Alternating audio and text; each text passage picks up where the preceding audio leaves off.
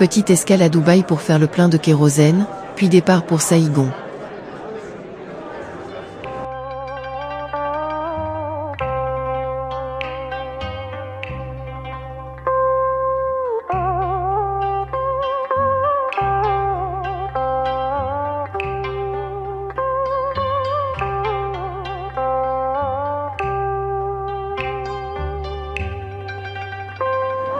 La poste centrale de Saïgon a été construite entre 1886 et 1891 par l'administration des postes françaises, à l'époque de l'Indochine française.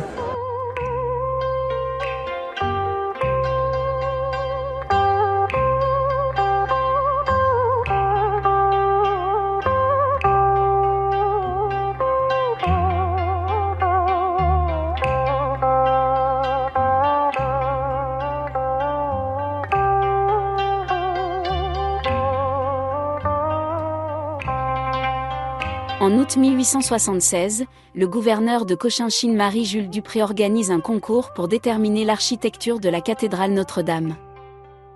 L'objectif est double: fournir aux missions coloniales un lieu de culte, mais aussi montrer au peuple la force, par l'architecture, de la civilisation française.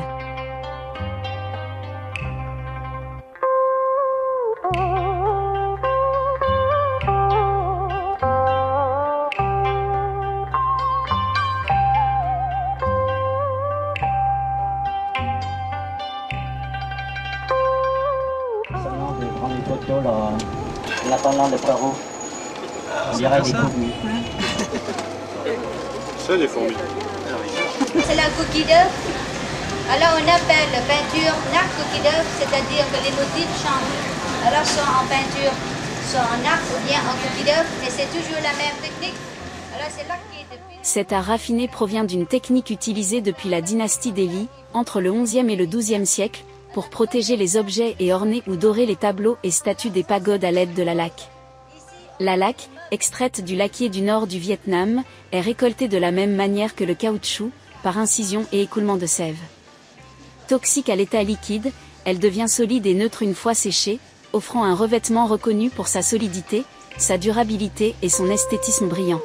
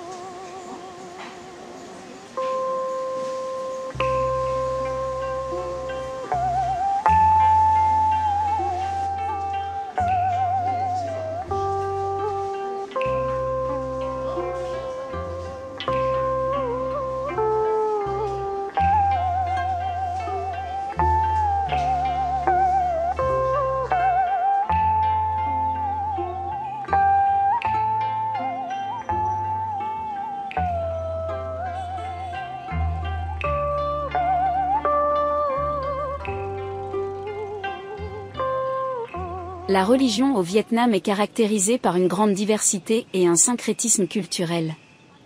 Les principales religions pratiquées incluent le bouddhisme, le taoïsme, le confucianisme, ainsi que le christianisme, qui a été introduit par les colonisateurs français.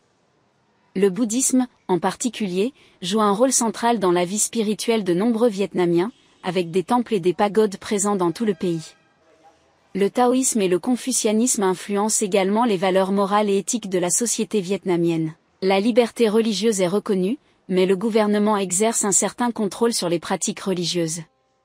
Malgré cela, les Vietnamiens continuent de célébrer leurs traditions religieuses avec ferveur, intégrant souvent des rituels spirituels dans leur vie quotidienne.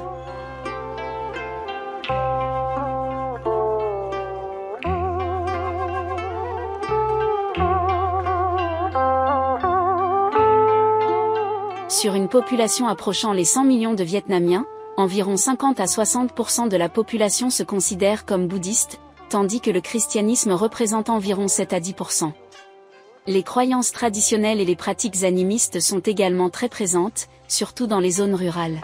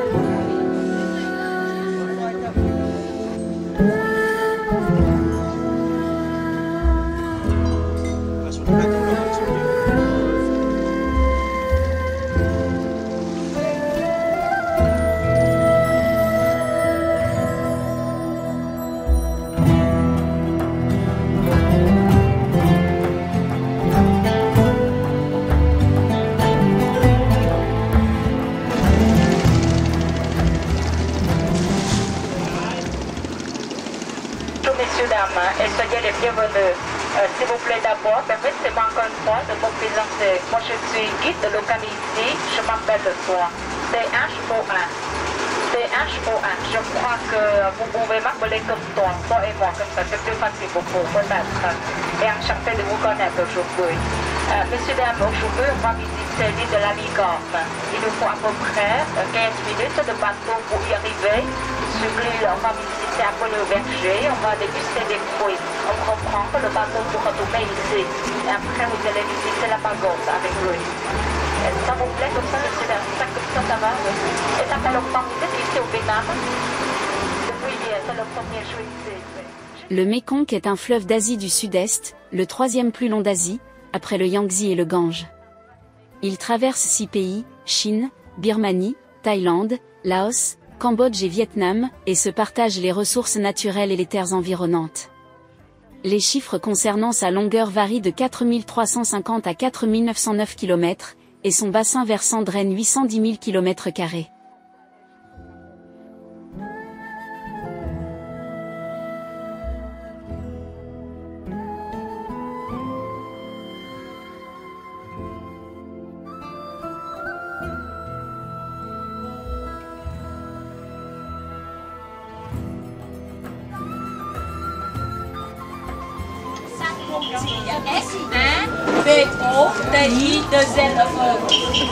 Ça fait 3 ans qu'elle apprend le français. Au bout de 12 ans d'anglais, j'ai bien voulu parler anglais.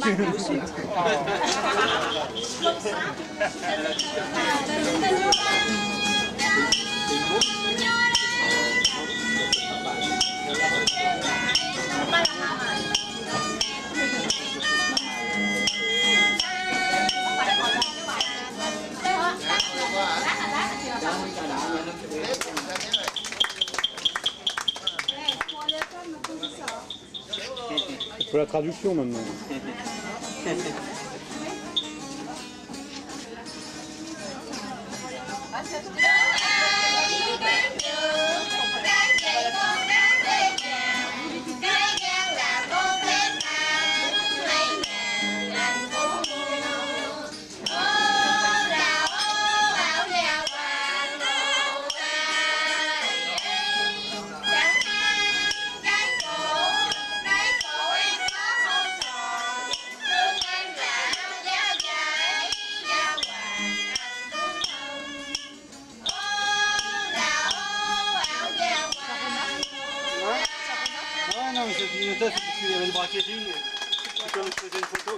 Tandis que ça sent, mais beaucoup moins.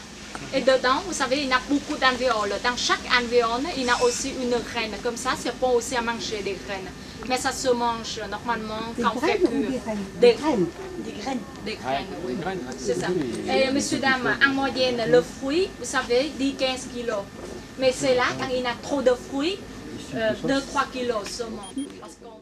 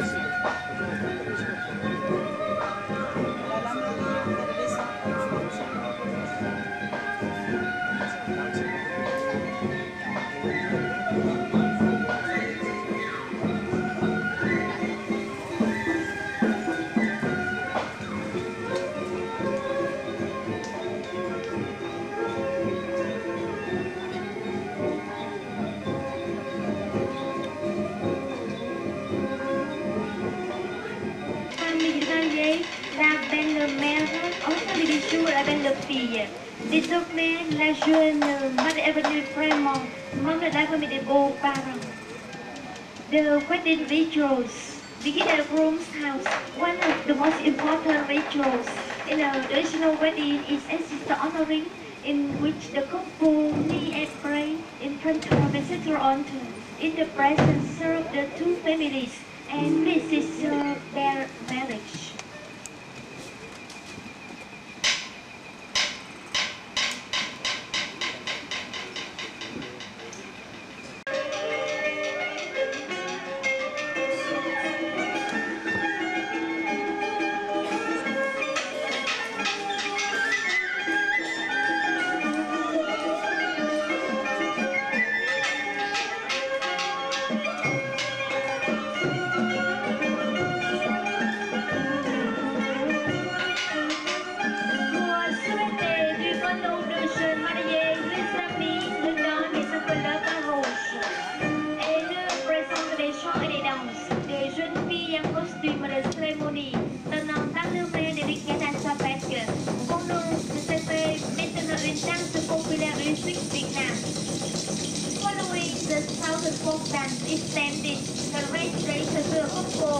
This dance is usually performed on traditional festival occasions.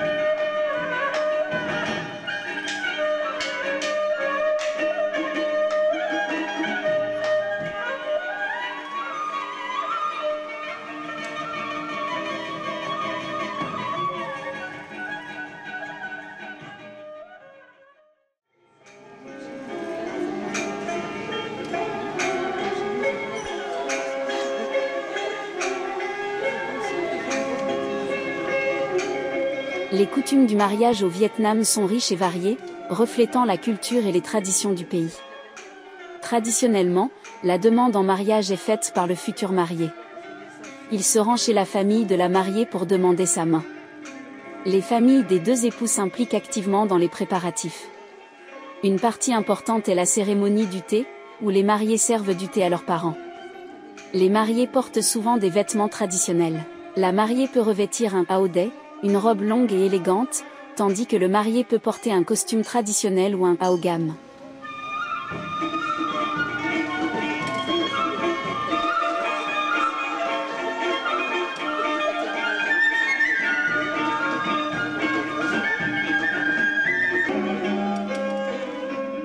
La cérémonie du ruban, ou Pelsi au Vietnam, est une tradition importante dans le cadre des mariages vietnamiens.